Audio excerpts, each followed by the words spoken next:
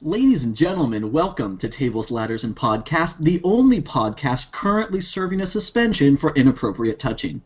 This is episode 142. I am your host, as always, Poit, and joining me on the panel to discuss the week in WWE, we have Wehrman. I don't know about you guys, but I'm not okay. And Joppa.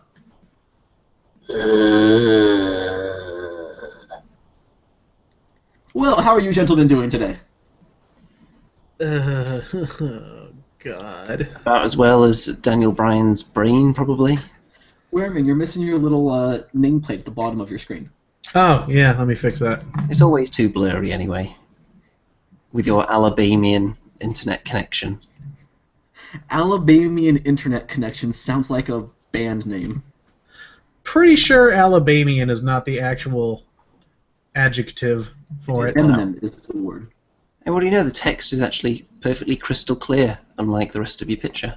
There we go. That's cool. All right.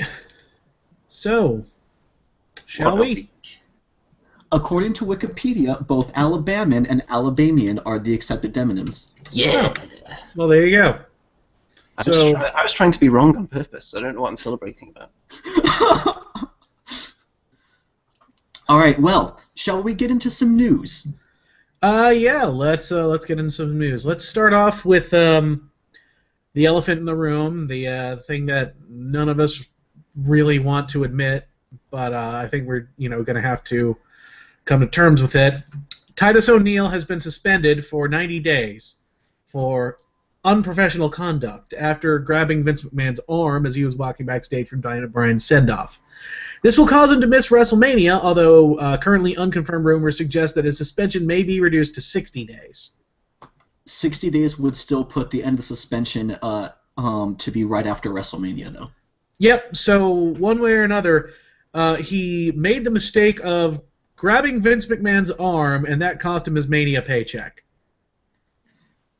So I believe what the issue here is that it was caught on camera. If you look at a replay of it, then you can tell that like everyone around them is smiling. Vince didn't look upset at all. It just seemed like some friendly horsing around, trying to lighten the mood or something. But and so I don't think there was any malice believed to be in Titus's actions. However, because it was caught on camera and could potentially mess up whatever footage they may have been filming for a future Daniel Bryan DVD, that would be why he could be punished here. It was like a 2-second thing that they've already edited out of the footage. Sure. Like if you go back and you watch it on like the YouTube channel, they've already cut it out. Mm-hmm.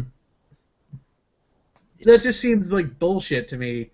That he's losing his Mania paycheck for that. It doesn't make any sense at all. I mean, granted, Titus was probably only going to be either on the pre-show or be eliminated halfway through the Andre the Giant Battle Royal, but still. I mean, a lot of wrestlers in WWE are really banking on that Mania paycheck, and he just doesn't get it for horsing around while everyone around him is trying to lighten the mood. Well, the interactive experience that this show is, Owen Brown has chimed in already on this topic, and he's describing it as petty. Yeah. Which I think is fair. As I was saying before we went on the air, I kind of felt like Titus is being suspended for being black at Vince. Like he turned around kind of alarmed, like, oh goodness, there's a large black man, get him away from me. I feel like that is in no way the case. Well, the video I saw, that did seem to be kind of Vince's reaction. Like it was, oh, what's going on here? Like, rah, rah, rah, rah, rah, rah. As I said, Vince did not look upset at all. If you watch a replay of it, Could you see I his don't know. face? I'll have to go back to the footage, but given that I'm about 80% sure that Vince McMahon is a crazy old racist. Well, maybe you can see the racism burning deep within his eyes from a different camera angle that we just don't have access to yet. perhaps. Maybe some fan footage will leak out, and you'll be able to see him like mouthing some kind of racial slur as he's moving towards him. It does. This does bring up another more serious question, though. Who is going to beat Stardust for no reason every week on Raw now? Maybe Goldust can. I wouldn't bank on that. Don't be silly. Don't be silly. Goldust has to do these really offensive sketches with Crackhead Bob. Anyway, let's move on. As you all know, one of our all-time favorite independent bearded wrestlers' careers has come to an end. Bull Dempsey has been released from NXT, along with Marcus Louis and Sylvester Lefort. This happened like right after the podcast went on yesterday, and I'm sorry, I totally stole that news bit from you. No, it's fine. I believe this happened on Friday. Okay, but it was before the huge events went down, so it feels like a lot longer ago. You know, I'm thinking they actually have some kind of unwritten rule that whenever they release anyone from NXT, they have to release a specific amount of hair. So because they were going to just release Marcus Louis, first of all, and they thought, okay, wait a minute, this doesn't quite meet the hair quota. Who are the two hairiest guys on the roster right now that we can find to kind of balance that out a bit? So they're gone as well. Right. Anyway. So I do have another bit of news. Okay. So actually, in addition to the previous news, I believe there were also two other people that were released from the NXT roster last week, but they were people who, to my knowledge, we had never seen on TV before. Okay. So I guess they were just dark match wrestlers? Yeah. Okay. Or just people who hadn't yet made it to like the on TV part of NXT. Anyone whose name we would know? I don't think so. But another bit of news that came from this weekend, Finn Balor reportedly injured his ankle during a NXT house show on Friday evening. According to reports, it doesn't seem to be too severe. From what I've heard, it is only a sprained ankle, and he is expected to be able to make a recovery for his NXT Championship match at NXT TakeOver in April. That's good. TLP faithful Loopy Date was actually there in Nashville when that match happened. Oh wow! Yeah. Also on that subject, did you see the video of Finn Bailey? Yes. Yeah, that's right. You linked it to us. That was amazing. For those of us who Owen Brown, if you haven't seen it, during I think a show the following night, Finn Balor came out on crutches and he was all sad because he couldn't do his big entrance, and then Bailey comes out wearing the Balor Club T-shirt with the jacket with doing the full entrance and everything, and it's amazing. And I really, really want WWE to release like an official Bailey Club T-shirt because I will get one. Do you have any other bits of news? Because I've got a couple. I think that's everything I currently have. Okay.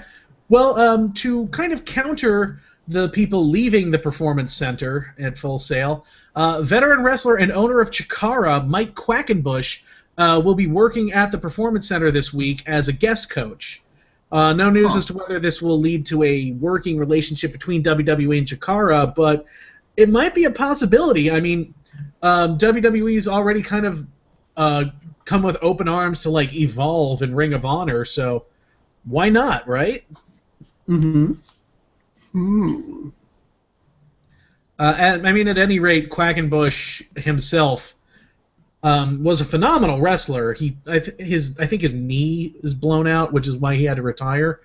But he's a guy who very clearly gets and knows the insides and outs of what makes for great wrestling. So any bits and pieces he can impart to the guys at Full Sail, all the better. If WWE were to engage in some kind of working relationship with that company, then are there any particular talents that you would keep an eye out for, being our resident indie expert, Mr. Wehrman? Any member of the Colony, especially Fire Ant. Smooth Sailing Ashley Remington is great. Hallowicked and Frightmare were always really fun to watch. A lot of the guys they already have. They already have Claudio Castagnoli and Brody Lee and El Generico. So, I don't know. I would like to see, if not... I don't think I want Chikara to become a farm league for WWE the way Evolve is, but I'd like there to be some kind of relationship there. Mm-hmm. Yeah, that would be a cool thing to watch out for. Yep. Any other scrapings from the bottom of that news barrel? I've got a couple more, yeah.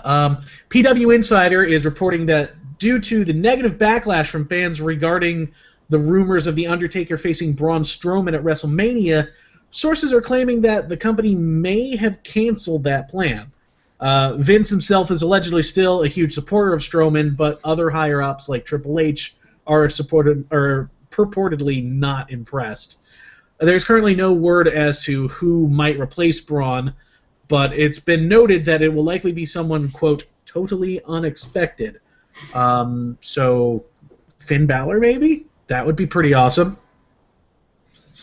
That, or, I don't know, Kane a fourth time or whatever. Triple H again.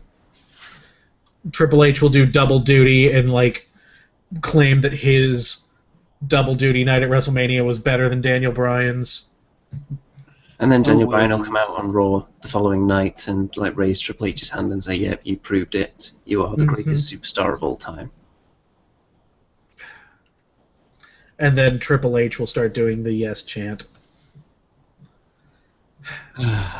Anyway, in what I'm sure is a shocking turn of events, former Tough Enough contestant, Tanner Saraceno, has come forward with allegations that the reality show is heavily scripted, with his sit-down interviews pre-written and the winner chosen well in advance. So, you know, who would have ever thought that a reality show based around WWE might be kind of fake? Or just a reality show in general. Yeah. I mean, there's nothing really surprising about that, but, why do they still do Tough Enough? It's not like the Tough Enough contestants don't really go anywhere, and if they're looking for, like, the next generation of great wrestlers, they have NXT, so why is Tough Enough still a thing? Let's see, who are the most successful Tough Enough competitors? There's The Miz, John Morrison, Josh Matthews, I guess. Cameron was one of them. Those guys mainly reinvented themselves away from being just the Tough Enough contestant. Yeah. They? Yeah, I mean, if the only one that was really billed as like Tough Enough winner was Maven at the time. Yeah, it was Maven and Nydia for a while. Hey, Nydia! Yeah, although, Nydia eventually got her own thing with Jamie Noble. Maven never got beyond being the guy from Tough Enough. Well, he was also the guy who eliminated the Undertaker from the Rumble. Yeah, that's true. He did have a good dropkick on him. And some serious eyebrows as well. Uh-huh. Let's see. Two last bits here, which is mostly just fun bits of trivia. This year's Super Bowl commercials included an extended ad for the Toyota Prius. I don't know if you saw, they did this big like high-speed chase where they were outrunning cops in a Prius, and everyone was like, "Oh my God, the Prius is actually really good." Anyway, one of the actors in this commercial was Luis Fernandez Gil, who plays Dario Cueto in Lucha Underground, which I thought was kind of neat. He's basically their Vince McMahon figure. He's the evil owner of the temple. And speaking of Lucha Underground, The Rock recently tweeted a picture of himself working out while wearing a Lucha Underground t-shirt. So I thought that was kind of neat that he's repping their show. You remind me of a couple small bits of news that I have. One is just a small thing to watch for. Next week after Raw, there will be a new episode of the Stone Cold podcast where the guest will be The Big Show. Now, we're generally not too much of a fan of the Big Show, but I feel like this is something that could be rather interesting given how long he's been wrestling. Oh yeah, no, Big Show has a long career. I'm sure he's got a ton of really interesting stories. I just I don't really want to see hope him they wrestle. talk about the rumors of Big Show being able to do a moonsault back when he was a new wrestler in WCW. You know, I wouldn't doubt it. Like, when he was young, he was pretty damn agile. With his age and where he is in his career now, you would imagine that there's no particular reason for him to kind of gloss over anything. You'd think he's going to shoot it straight, as it were, wouldn't you? That would be amazing if Big Show just does like a full-on pipe bomb, like CM Punk on the Colt Cabana podcast. Well, speaking of CM Punk, the other bit of news that I have is that former WWE wrestler CM Punk will apparently have his UFC debut delayed due to back surgery. Delayed again. Yes. Yeah. Because So he already had shoulder surgery, and now he's having like a herniated disc in his back fixed. Uh-huh. I love that when he left wrestling for UFC, he made it this whole deal. It was like, I'm not faking it anymore. I'm going to be a real fighter now. And now he's doing literally everything but fight. He's become like a professional delayer. I think they're probably just injuries that were kind of lingering the whole time, but he thought, well, it's not going to play up. And then with all the very intense training, obviously, he starts feeling it, and then, yeah, I should probably do something about this rather than trying to go into a fight with like a, Well, I mean, a less than perfect spine.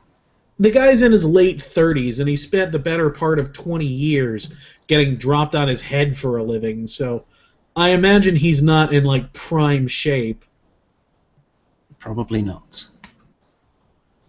That's unfortunate, anyway. Yep. So are those the last little news nuggets? I believe so. So normally I would set a course for the talking point sector at this stage, but it's kind of a news/talking point hybrid, really, isn't it? Because obviously the news broke before Raw that a certain wrestler is retiring for good due to medical reasons, that, of course, being Daniel Bryan. And everyone's incredibly depressed about it. Yep. This is the third time in my lifespan as a wrestling fan that I have had to try and come to terms with the fact that someone I thought was my favorite person in the world at the thing I love the most in the world is going away forever. The first was way back in 2000 when Mick Foley retired. And, that was kind of softened by the fact that Foley's come back time and again, for part-time gigs, but it was still just, ripped your heart out knowing that he was, done as an actual full-time wrestler. The second time was in 2007 when I was on a tour with this children's theater company in college. We were in Florida, and we were on the road from one show to another, and my buddy Schmidt called me up to tell me that Chris Benoit was dead. And I stopped watching for about 3 years after that. I just couldn't bring myself to watch wrestling anymore. And what finally got me back into it, was, watching, the occasional Raw with you guys, and especially, the breakout of CM Punk as a main event guy, and particularly the WWE career of Bryan Danielson. When I was over at a friend's house in 2010, and we were flipping through the channels, and the first episode of NXT was on, and I just noticed on the card that they had Chris Jericho in the main event facing Daniel. Oh, guys, fucking stop. This is going to be incredible. So Daniel Bryan. Okay, Chris Jericho is the reason I originally became a wrestling fan. Daniel Bryan is the reason I became a fan again. And now he's gone. And I've been angry. I've been depressed. I've been, ready to point fingers and say, fucking Vince is holding Daniel Bryan down so he can push Roman Reigns, and why won't he let him wrestle again? And then I saw the Sports Center interview that Bryan did, where he was talking about just the reality of having these multiple concussions and having seizures backstage, and them showing them that he has like a lesion in his brain. And I mean, as selfish as I feel to want him back and want him wrestling again, and especially with all these new guys coming in, I am extremely glad that he got to leave with his head held high. I'll let you guys go now, so I'm not just hogging the whole conversation. The list of reasons to watch wrestling continues to dwindle, because obviously Daniel Bryan's return was something that we were really looking forward to after the departure of Punk. He was kind of the guy we were all hanging our hopes on as our kind of like ours representative as fans in among all these hand-picked guys that we didn't really care for, your Ortons and your Reigns and so on. And with Bryan gone permanently, and some of the other injuries that are going on right now with Seth Rollins being out, we don't really have anyone, which is why we're spiraling towards a WrestleMania main event of Roman Reigns versus Triple H way too fast for my liking. I wouldn't say that we don't have anyone that we want to watch. I mean, we like Dean Ambrose, we like Kevin Owens, we like The New Day. Yeah, but they're all a step below where we would like them to be. But CM Punk and Daniel Bryan had kind of infiltrated those upper echelons somehow. So what you're saying is, you're not looking forward to WrestleMania because there's no one at the main event level who you want to see wrestle. Essentially, yes. All the people we like are going to be kind of shuffled further down the card, probably in battle royals or huge clustered ladder matches. And then the big, epic, drawn-out matches are going to be between guys we really don't care about. So we're not going to have any investment over who wins and who loses. So it's quite a sad time in that regard. And it could be a little while before any of the next set of projects work their way up to that level. Yeah, so we could be entering a dark age as far as at least internet fans are concerned. Well, I think that's partially true, but to kind of put a more positive spin on this. That's not your job. I know, but I was thinking about this for the last couple of days, and okay, when people are going to talk about that one iconic moment that that captures the essence of Daniel Bryan, they're going to talk about WrestleMania 30, where he beat Triple H and Batista and Randy Orton. They're going to talk about the Seattle hijacking of Raw, when everyone just ignored John Cena and Randy Orton just to chant for Daniel Bryan. They might talk about him getting his fucking retina detached in the middle of a match and wrestling for another 30 minutes. To me, the thing that really epitomizes Daniel Bryan's legacy to the art of professional wrestling was right after Raw went off the air, when the whole locker room came out to cheer for Daniel Bryan. Vince McMahon, of course, is front and center, leading the yes chant, and right next to him was AJ Styles. Wasn't that kind of surreal for Vince Yes. McMahon and AJ Styles to be doing the yes chant side by side? Yeah, and that's what I'm talking about. Those guys represent two worlds of professional wrestling that, until Daniel Bryan, were completely incompatible. Like, the indie darling, the guy that the internet fans love, who would scorn a WWE contract because why would I go there and get treated like crap?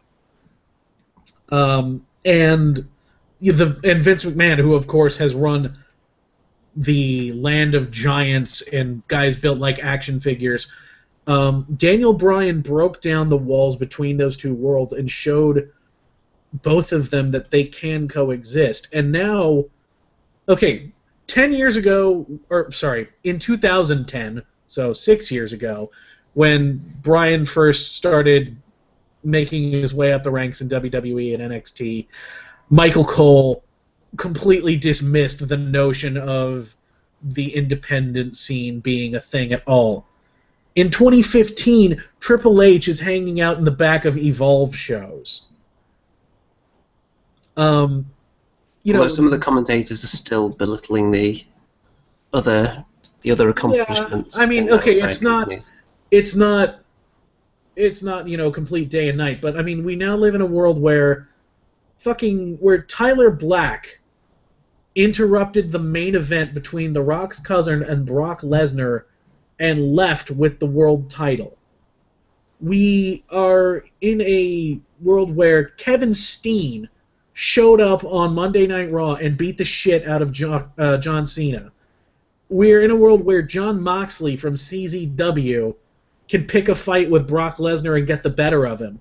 Where Chris Jericho is having dream matches with AJ Styles, where the NXT community is on their seats waiting for the debut of Shinsuke Nakamura and the return of Kenta, the main event runs of Samoa Joe and El Generico. All of these guys who wouldn't have been given even the slightest bit of consideration in WWE if they weren't trying to capture that lightning in a bottle that Daniel Bryan was. Even CM Punk, the guy who really kind of opened the door for Bryan, CM Punk spent the majority of his career, or the last half of his career anyway, losing to establishment guys and part-timers, losing to John Cena, losing to Triple H, losing to The Rock and The Undertaker. And Daniel Bryan somehow circumvented that. He got above the establishment system, and the fact that he was able to change the game in such a way that we can see guys like Kevin Owens and Cesaro and Sami Zayn being used in major ways and becoming big players in WWE, and the fact that he got, like I said, like he took over the main event of WrestleMania, he won. Like he didn't just beat Randy Orton and Batista. He beat the WWE corporate way of thinking. He beat the old Vince McMahon mindset. And while, like I said, it's still not a perfect system. There's still a lot of fucking garbage on Raw and a lot of stuff that makes me frustrated and angry. It's not all bad, and a lot of that is because of Daniel Bryan. He certainly did open a lot of doors, but it's still not going to be easy for any of those guys to get anywhere near the level he was at. No, it's not, but also, not easy. I want to point out that it's not all bad is perhaps one of the most positive things, Wehrman, that you have ever said about WWE in general. Yeah. And like you said, it's not going to be easy for a lot of those guys to reach the same level that Bryan did, but not easy is not the same as impossible. And before Bryan, it definitely would have been impossible. I think there is a light at the end of the tunnel, but the problem is we weren't even in a tunnel until Daniel Bryan announced his retirement. Yeah. So one thing that I will say as a brief aside, given Daniel Bryan's medical condition, then if the rumors were true that that Bryan had not been cleared to compete by Dr. Maroon so that he would not overshadow Roman Reigns' push, then thank God for Roman Reigns' push. Yeah, I mean, listen, I would rather The Rock's doofy cousin bomb at WrestleMania than watch my favorite wrestler have his brain turned into soup. Yeah, I think we'd accept. How about a Roman Reigns, Mojo Rawley, Baron Corbin WrestleMania main event? I'd rather that over Daniel Bryan getting yet another concussion. Because obviously the health of people has to come first. Entertainment is always second. Yeah, absolutely. I mean, and like I said, I mean, says the person. Says the person who was like thanking like God in heaven when Nikki Bella was out of it. Health of people we like. Oh, fuck you. Listen, okay, real talk. I genuinely don't want harm on anyone except for JBL. But he barely counts as people. And I don't really wish long-term harm on people. I just wish that people would get certain like nagging injuries that aren't going to ruin their quality of life, but will keep them out of the ring. The kind of injury that Randy Orton keeps picking up with his shoulders. That kind of thing. I can live with that. Picking things up with his shoulders is not a thing he's very good at. He should try more of it before he's fully recovered, just to keep him on the shelf for a bit longer. Wow. It does seem kind of unfair that Daniel Bryan is going away, and the guy who gave him one of his last concussions, Sheamus, is still around, and so is the guy who nearly killed CM Punk, the Ryback. Well, I mean, you can say that, and then are you going to say a similar thing about Samoa Joe? Probably. I mean, Joe has always been rather stiff and rather reckless. Didn't Del Rio knock Bryan unconscious by accident as well? At some point. I don't think I've heard that one. He knocked somebody out. So I remember listening to an interview he did. I'm sure it was Bryan. Anyway, shall we move on to the actual show? Sure. What show there was? Well, come now. Now, some of us may have been expecting the show to open with Daniel Bryan. But no, what we got on like the Daniel Bryan retirement special, in all but name, the first thing we saw was Stephanie. I was expecting Bryan to open the third hour, but he ended up closing the third hour, which is fine too. Yeah. I mean, obviously they weren't going to open the show with, hey guys, your favorite guy is leaving forever, but here's the rest of the show. Yeah. But at the same time, how do you expect the hometown, as close to the hometown as you can get in a major arena, crowd of Daniel Bryan to respond to Stephanie McMahon showing up and say, hey guys, here's some Roman Reigns? Yeah, if you want to take the crowd's mind off it, you really have to rely on the guys that you know they're going to get behind regardless. So you need like your Dean Ambroses and your Dolph Ziglers to come out to open up the show. Yeah, I feel like between some of those guys would have been a good start. I feel like this episode of Raw should have been Daniel Bryan's retirement at the end, and the first, everything else leading up to that would just be Bayley lining up the entire crowd for hugs.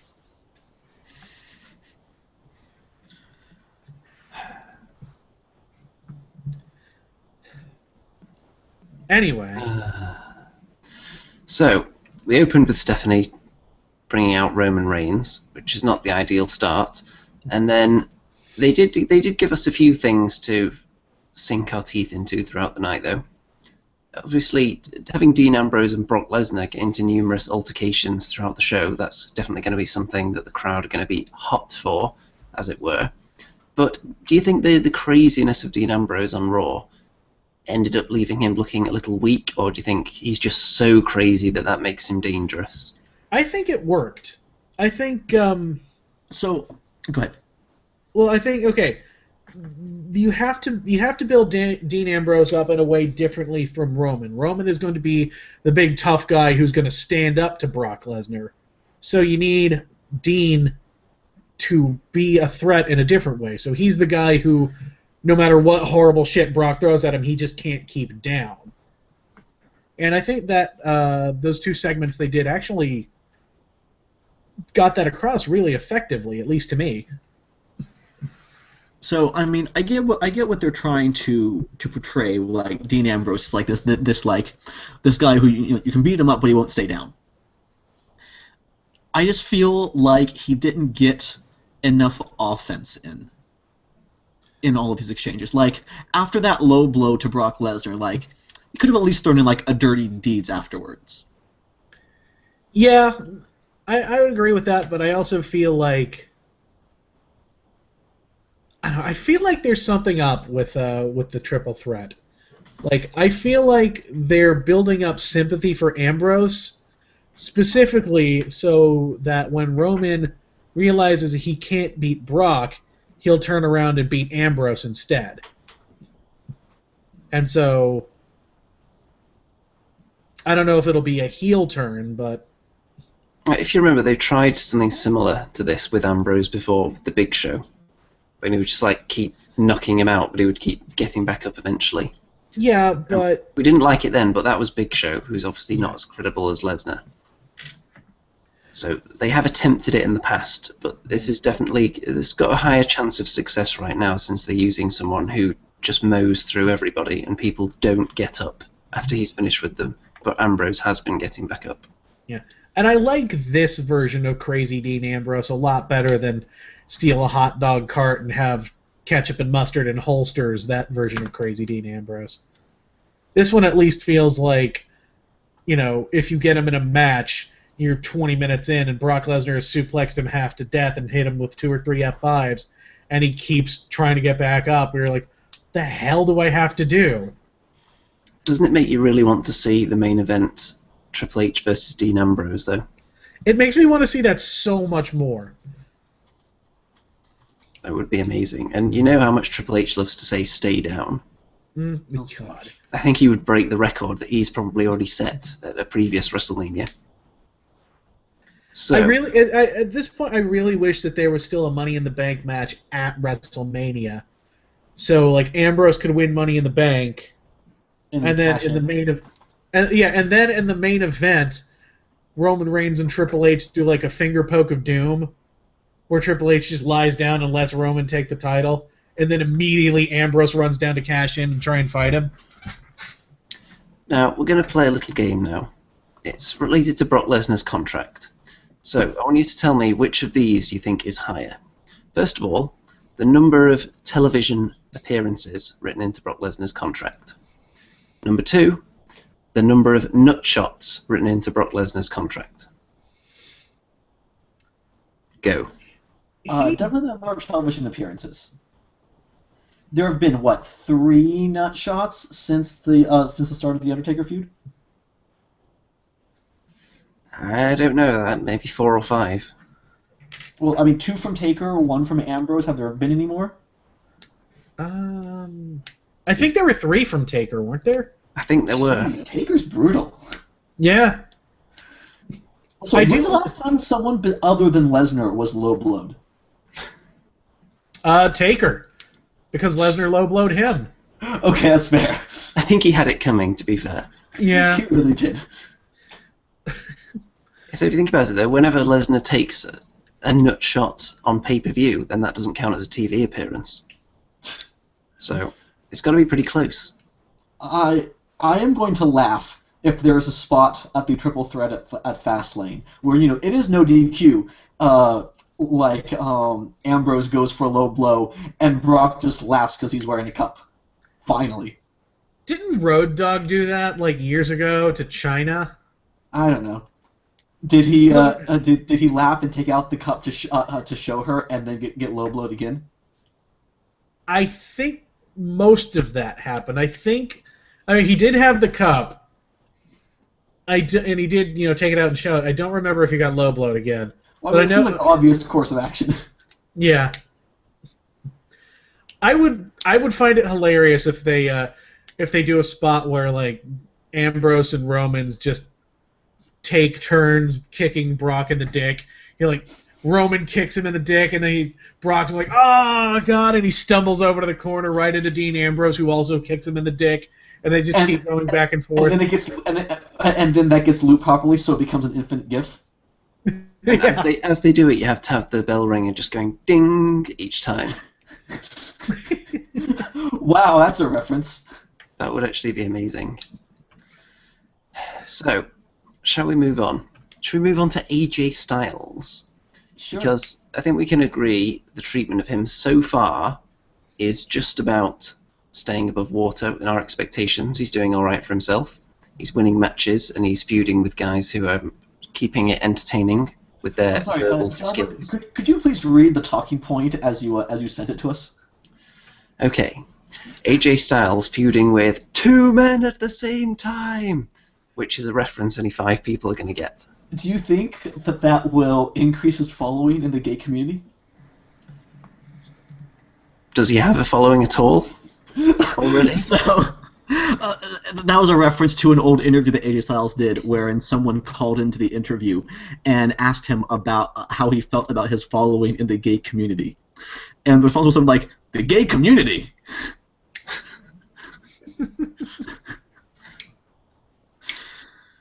So what do you think of AJ Styles and his 2-man feud right now? I like it. Yeah, I think this was a good way to incorporate AJ into the WWE way of doing things, because AJ, he's not a great talker, so pick a couple of guys who can do most of the talking in the feud for him. So you've got Jericho and The Miz. I loved the whole bit where Jericho just hijacked Miz TV and turned it into the highlight reel. It was kind of fun. It was amazing. The fact that they had it all prepared, just ready to roll out immediately, was fun. I also love the continuity that Jericho remembers his potted plant as a gift from Dean Ambrose. And the stool is from Roman And the Reigns. stool from Roman, yeah. But like the two of them feuding over which one of them is going to do better against Ultimate Badass AJ Styles makes AJ look great. It makes Jericho and Miz look like they have something to actually feud for, because he's beaten both of them, and now they've got something to prove. And it takes all the pressure off AJ to do any talking. Yeah, all he has to do is just show up and punch people. He is quite good at punching people. Yeah. Hopefully he won't knock people's teeth out every episode. Yeah, hopefully. Hopefully. Yeah, keep those hands off the moneymaker. So, a tag team that we can agree floundering would have been a very polite way of putting it to describe the Dudley Boys in recent weeks / months, but it seems like they're actually having some attention put on them now because they have turned heel on the Usos, which doesn't seem like the best plan because the Usos aren't getting the best reaction right now. No, but I think this is good for a couple of reasons. A, it gives the face tag teams somebody to beat up other than the New Day, so we don't get stuck in this cycle of, these guys have beaten the tag team champions. Can they beat the tag team champions at the pay-per-view? No. Yeah. So the New Day can kind of take a back seat and make their titles feel a little more important. B, heel Dudleys are always better than face Dudleys. You have these two bitter, old, beefy guys who are known for being particularly brutal in the ring. These are guys who put people through tables on fire. These are guys who would victimize women just for fun. Yeah, they are not good people. 78-year-old women through tables. Yeah, so we shouldn't be cheering for the Dudley Boys because the Dudley Boys are, awful people. And yet the crowd was cheering for the Dudleys as they turned on the Usos. Yeah, well, that's what happens when the face team has no personality. The other between them, they must have at least one personality. Maybe. I have heard, and this is strictly a rumor at the moment, but I have heard that the Mania opponents for the New Day may be Enzo and Big Cass. Enzo and Cass did make an appearance wrestling, I believe, the Ascension at the San Jose house show this past Saturday, which was a well advertised house show, given that it also featured Brock Lesnar. That would be quite an entertaining tag title feud heading into WrestleMania. Can you imagine the promo wars there? Oh, that sounds so amazing. Yeah. Xavier Woods and Enzo Amore on the mic against each other. That would be amazing. Yeah, that would rule. I mean, Enzo and Cass have basically done everything they can do in NXT, apart from win the title. But even now, like, if they stick around in NXT to win the titles, then they're kind of holding back American Alpha. And they'd also be missing the boat, I feel, because there is a slot that's been primed ready for them on the main roster now, because all the teams below the New Day are not that interesting as opponents for the New Day. Yeah. They've already beaten them all multiple times. I've also heard they may be doing like a big TLC match at Mania and have like the Dudleys, the Usos, the New Day, maybe Enzo and Cass, or maybe like the Lucha Dragons. The New Day did face the Social Outcasts on SmackDown this past week. What is the Social Outcasts alignment? Because sometimes they're heels, but sometimes they also face heels. So I'm not sure what's going on with that. Well, have they? So you know, they faced the New Day on SmackDown. Before that, had they faced any heel? I mean, they took on the Big Show like right when Big Show turned face. Like that match was Big Show's face turn. They also fought the Wyatt family that one time. Oh, that's right. Huh. I think the Social Outcasts are suffering from one of those rare moments where the creative basically give them freedom and say, okay, we don't really know what to do with you guys, so we'll just throw you out there, do what you will, and then whatever works, we'll run with. That's what it seems like to me.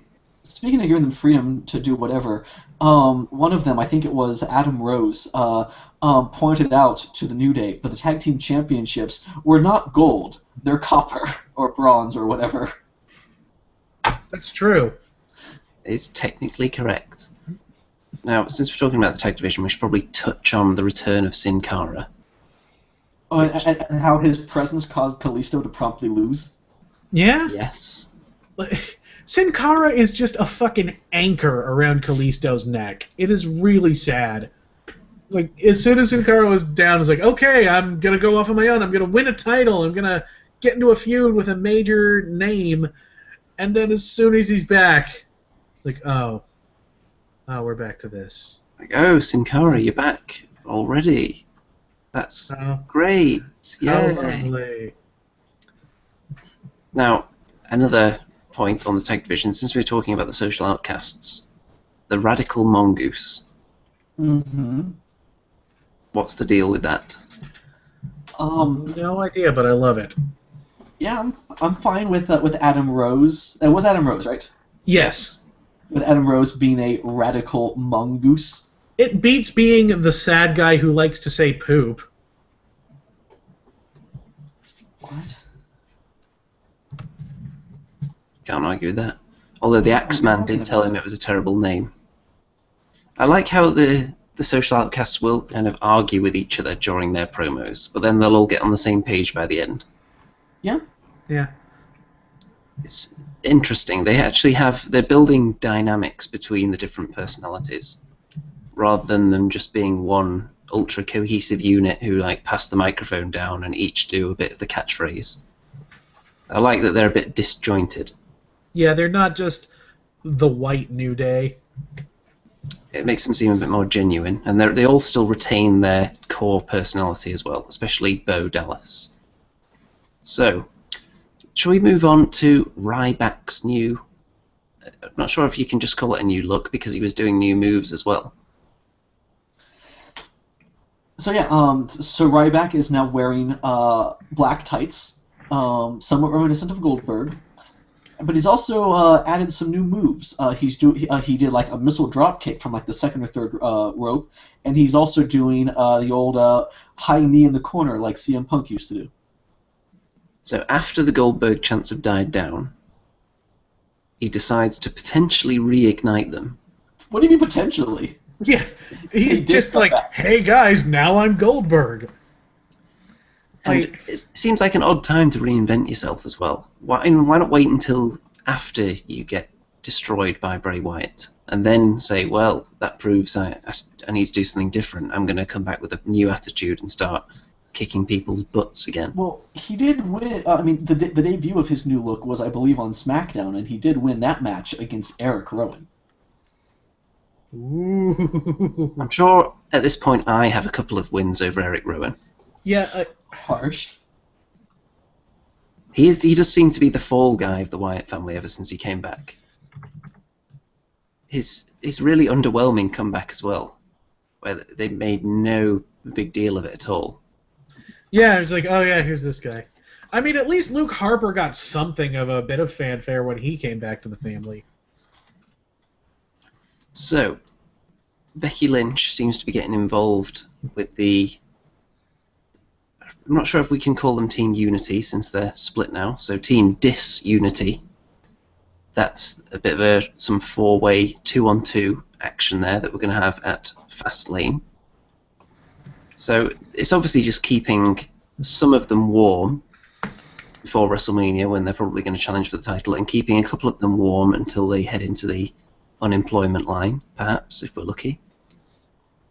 So what do you think of this That's a feud? rather harsh thing to say. Well, I didn't wish crippling injuries on them this time. Just unemployment. Well, Tamina. So what do you think of this feud so far? Yeah. Do you see it as anything other than filler? I don't see it as anything other than filler. I do think, however, that said filler is not off to a good start. I mean, Tamina actually winning a match. Yeah. Well, again, you do have to make her a threat, perhaps. Why do they have to make her a threat? I guess. Well, talking from their point of view now, I don't think they should be making Tamina a threat to anyone. Yeah, like, Tamina has no business winning matches against Becky Lynch. Especially when, like, just last month at the Royal Rumble, Becky had a damn good match with Charlotte and started to make a name for herself.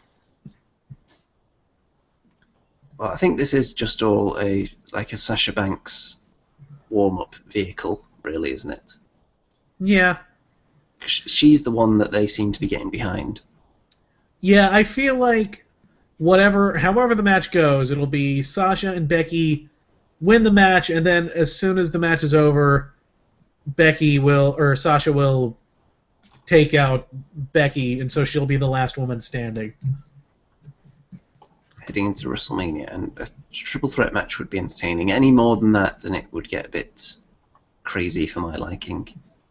They don't want to go more than 3 people in the ring at once, I would say, at WrestleMania. Because you know what they've done in the past, where they have 8 divas in one match. Yeah, and it always sucks. Especially as here's here's a 10-woman tag team match, and you've got 3 minutes, go. Those big linked arm clotheslines that they do, Which are just... and they I do think they did that once. they do the most awkward, the floppiest Tower of Doom in the corner that you've ever seen in your life. Yep. And every time they do it, Cole will be like, I've never seen anything like that. So, now I'm not sure how much you'll have to say on this, but people have criticised the new entrance theme of AJ Styles for being too slow, and it kind of saps the energy out of the place. Some have said. Really? I would level that criticism at Carmella's music. I'm sorry. Carmella's music is fabulous. Well, I'm not going to argue against that, but it is a little bit slow, and it doesn't really get the crowd pumped. Because the opening of it is so low and slow. U-S. Or are we talking about AJ's? Bounp, bada bounp, bounp, Both bounp. of them are kind of slow. AJ Styles obviously gets a great reaction still, but do you think he could do with a more upbeat theme? I like it. I didn't like it when he first showed up with it, but the more I've heard it, I actually like it. It does make him stand out. You know what it needs? It needs the stomp stomp clap from We Will Rock You. Like, you put that in there, and it becomes awesome. To me, it doesn't sound that much like a wrestling theme. It sounds more like something a boxer or an MMA fighter would come out to. Yeah, although to me that actually works in AJ's favor because right now AJ's whole deal is that he's an outsider, that he doesn't really fit in the WWE universe. And so having music that makes him sound like he's from something outside of WWE is a point in his favor for me. It's something different. It doesn't just sound like another one that they've churned off the production line.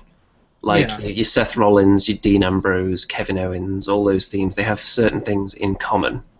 And you can usually tell that they were done by the same people. But obviously with AJ Styles you can't. Yeah. What about Carmella though? Do you think she needs a different theme?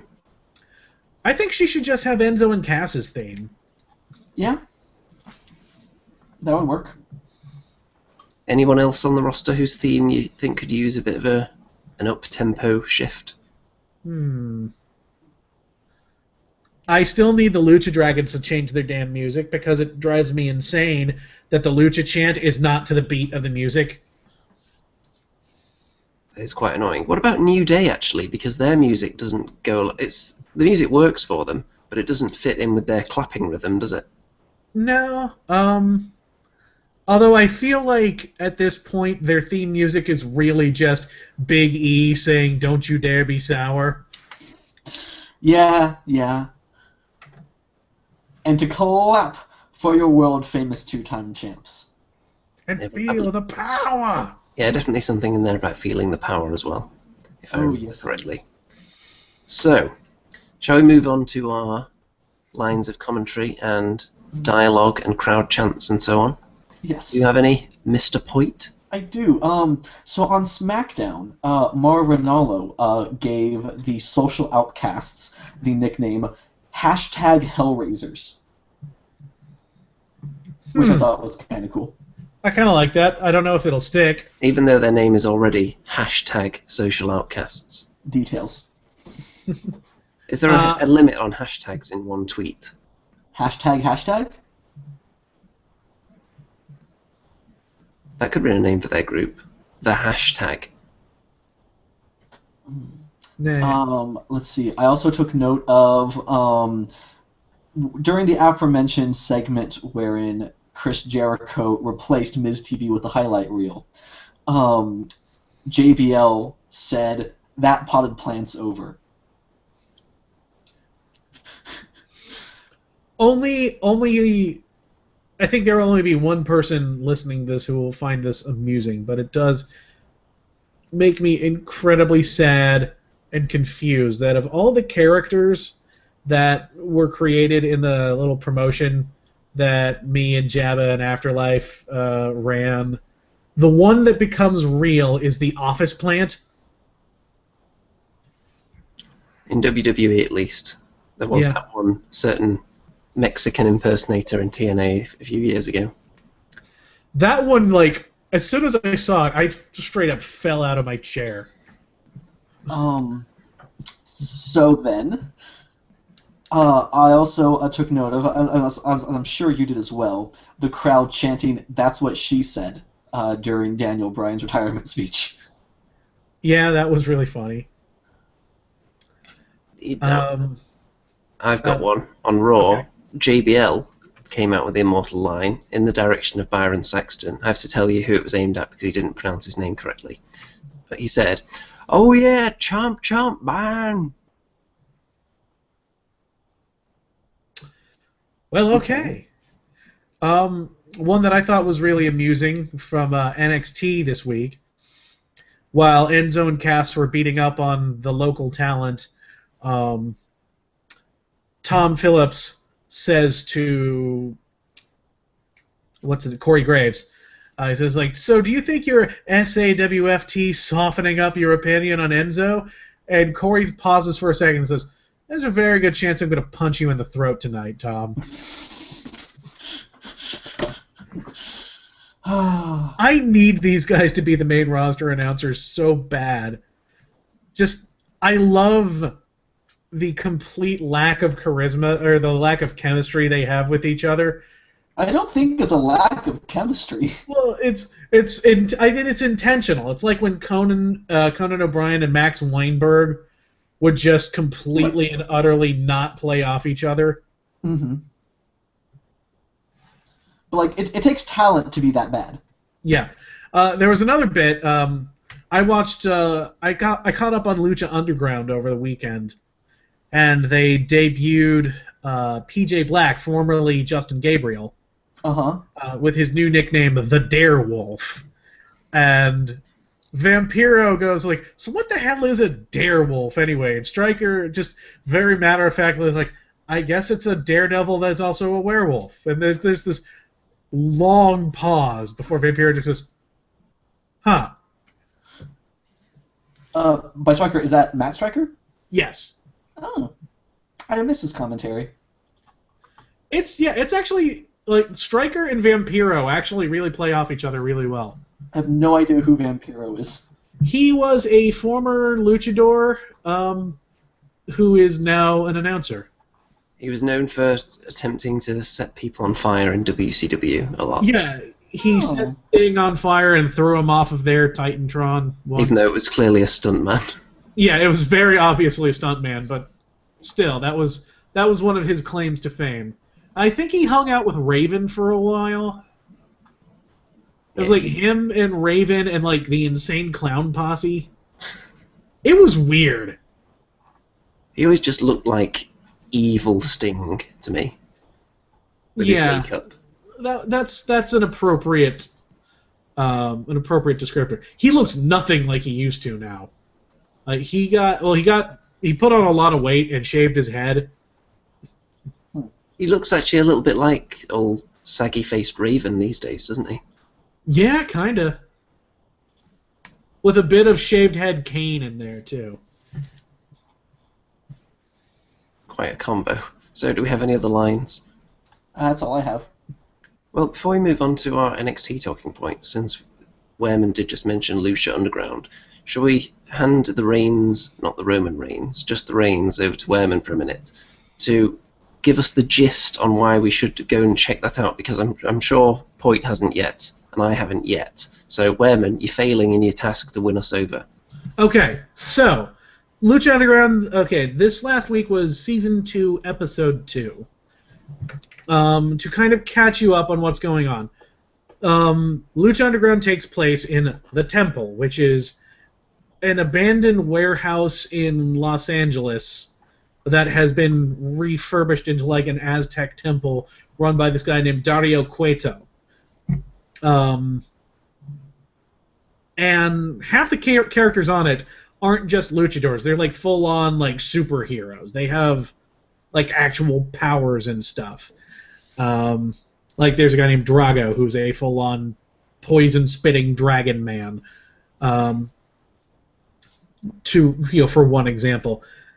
Anyway, the current champion is this guy named Mil Muertes, the Man of 1,000 Deaths, who is essentially the Undertaker if the Undertaker was a luchador. He's like this undead abomination who's controlled by this girl named Katrina, I think, who controls him with like a magic crystal, like Paul Bearer used to do with the urn.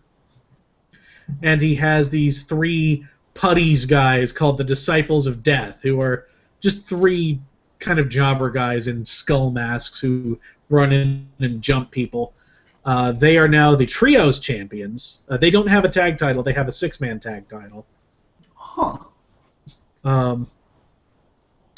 The other cool thing, they have their secondary belt. Instead of the Intercontinental title, they have what they call the Gift of the Gods, which is like a cross between Money in the Bank and the Dragon Balls. You have... What? Okay, the way the Gift of the Gods works, you have 7 like gold medallions that you have a match and you fight for and you win the medallion, right? And then everybody who has one of those medallions has a match to unite them all together into a title belt, which is the Gift of the Gods Championship. If you have the Gift of the Gods, you can keep it and defend it like a regular title, or you can cash it in like Money in the Bank and get a shot at the Lucha Underground title. But if you do that, then all 7 of the medallions break up and the whole thing starts over again. So that does sound exactly like the Dragon Balls mixed with Money in the Bank. Right, and it's awesome. So the top face in Lucha Underground is this guy named Prince Puma. Used to be trained by Conan. The Orale guy, that Conan.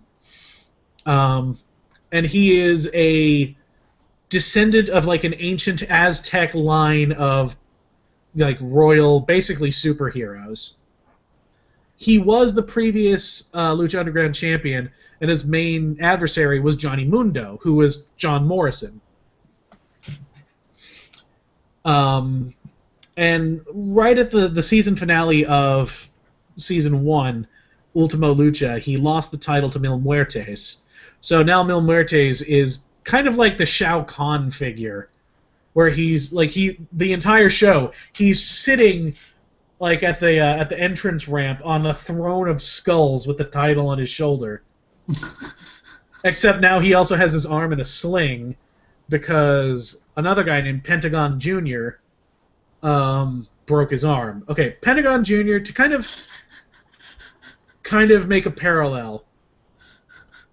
If Mil Muertes is the Undertaker, Vampiro is Kane, but he's like if Corporate Kane became an announcer. And Pentagon Jr. would be if Bray Wyatt randomly attacked people and beat the shit out of them and broke their bones as sacrifices to try and bring Demon Kane out of retirement. Because Pentagon Jr. is trying to resurrect Vampiro. Huh. So right now, Pentagon Jr. and Prince Puma are both kind of fighting for the top spot to challenge Mil Muertes. I do have one question at this point. Sure. Before they discovered Prince Puma, how many people did they have to throw out windows? I'm glad you read that reference. As soon as I saw him, I'm like, it's too bad this guy doesn't actually fly like an idiot. He does incredibly cool. Does this Prince Puma guy regularly defenestrate people? It's a Mystery Science Theater joke. Oh. Look up the movie Puma Man. It's wonderful. I think you mean Puma Man. The Puma Man. So Prince Puma does like a 630 splash as his finisher. It's insane. That's a Phoenix Splash, right? No, a Phoenix Splash is a corkscrew 450. Okay. That's the one that Seth Rollins does. So it's still somewhere no. below the 720 splash that Kevin Nash innovated. I thought the 630 was doing a 450, but you start out with your back facing the opponent and then you turn around while doing the move. That is an imploding 450. Which is what Adrian Neville does as his alternate to the Red Arrow. A 630 is you do a straight up 630 degree splash and you land on your back. Okay. So yeah, you do a 450 and then you keep going and do another 180 onto it. Okay. Yeah. So many degrees. Yes. So there's all that going on.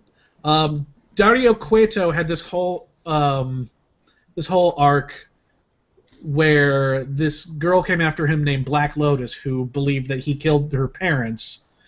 But it was actually, and then he got her to believe that it was this guy named El Dragon Azteca, who is allegedly this like legendary lucha hero who I'm pretty sure they made up for the show. Anyway, Werman, I have a couple questions. Sure. Lucha Underground is currently in season 2. That's right. And is there a way to legally watch seasons 1 and what's currently been broadcast for season 2? I believe you can look it up on the El Rey network.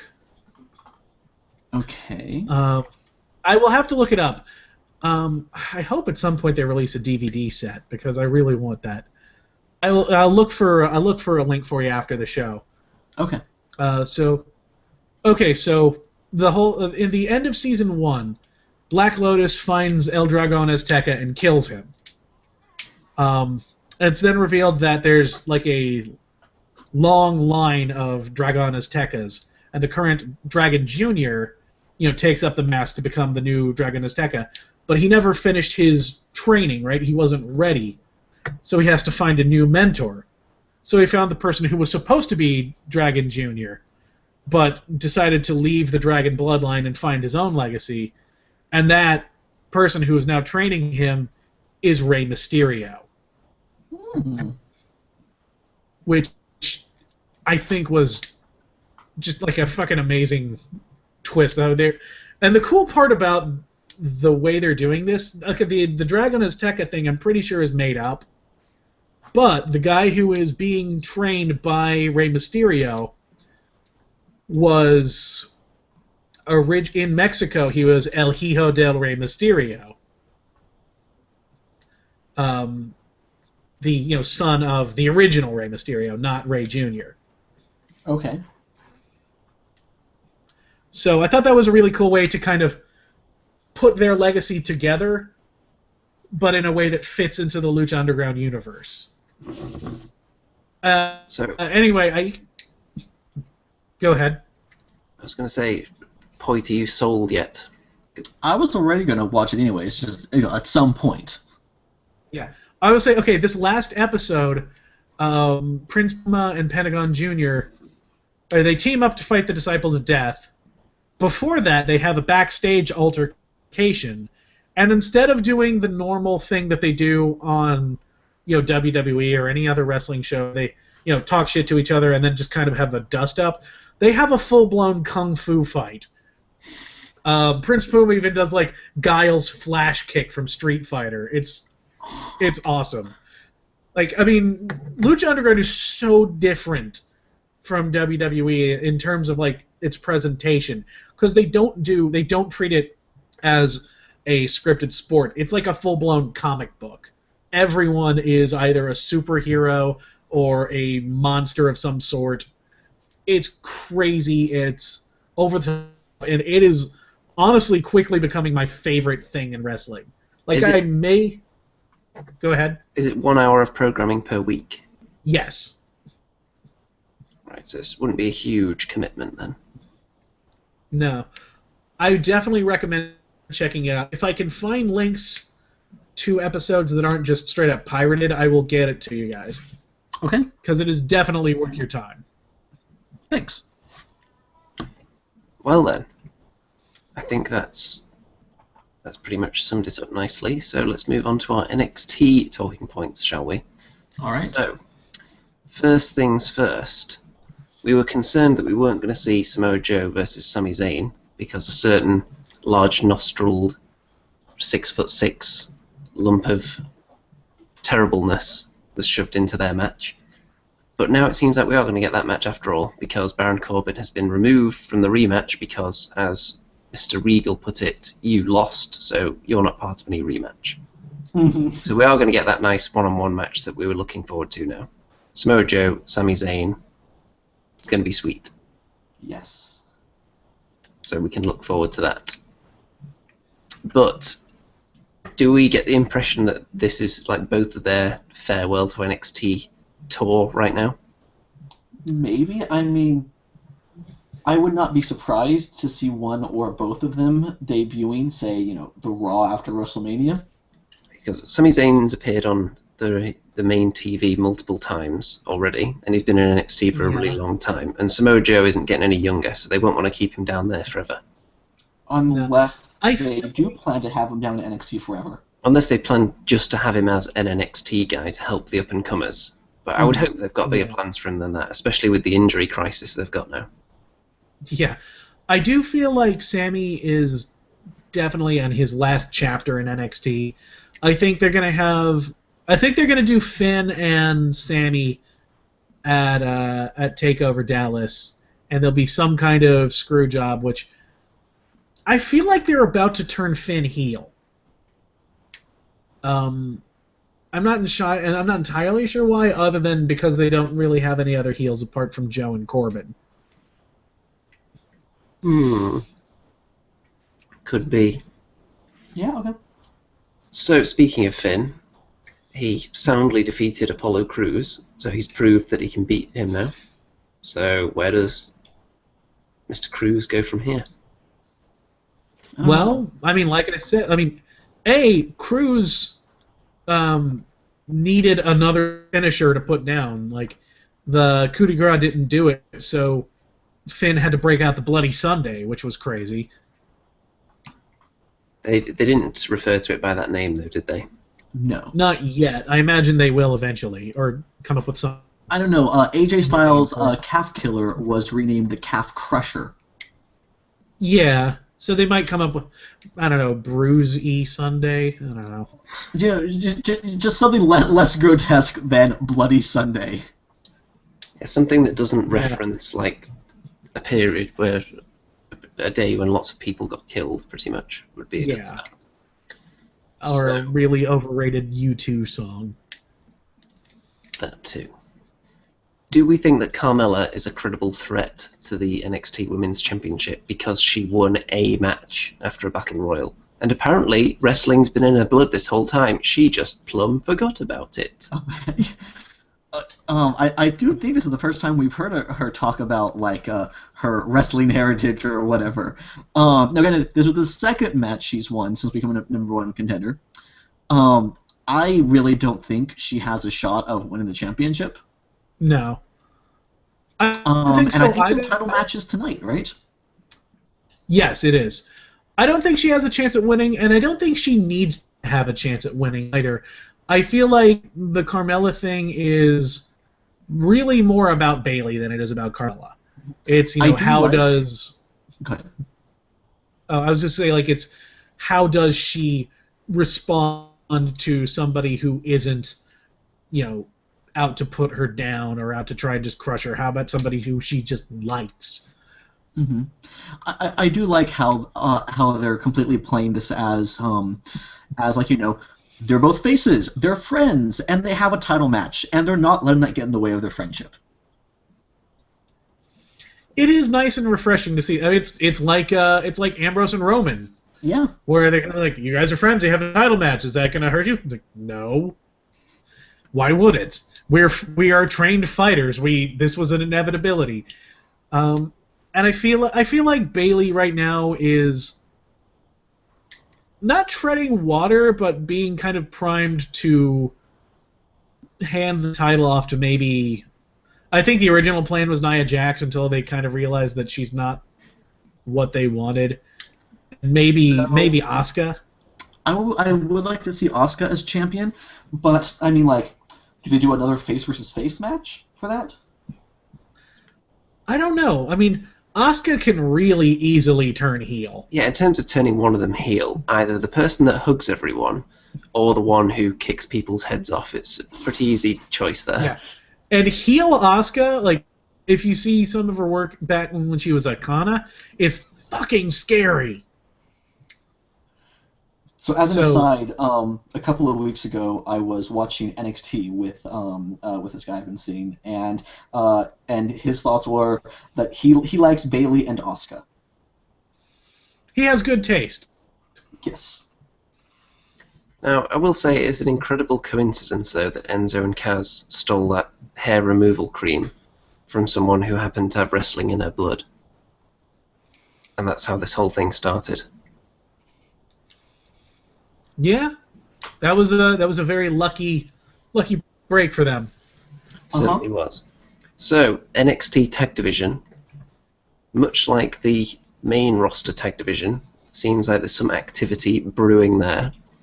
And it looks as though the NXT Tag Division for the last month or so is being primed for a big shake-up.